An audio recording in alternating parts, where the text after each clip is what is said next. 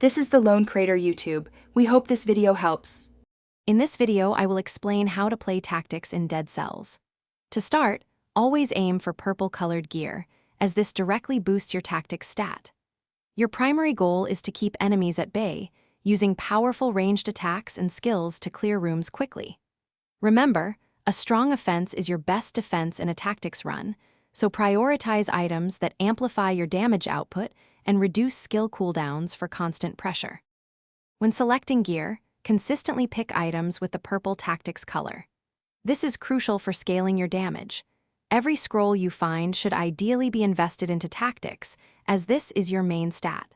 Look for weapons and skills that synergize well, such as a bow that applies poison and a skill that deals bonus damage to poisoned enemies. This creates powerful combinations, making combat much more efficient.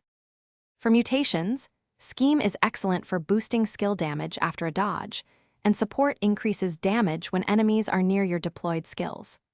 Your playstyle should revolve around maintaining distance. Use your mobility to stay out of harm's way. Don't hesitate to use your skills often.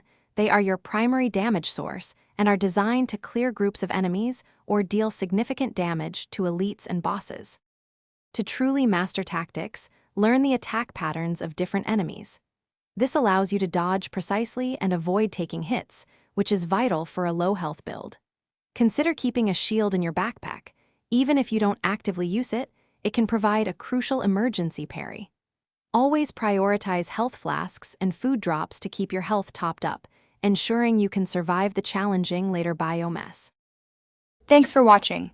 Consider subscribing if we helped you.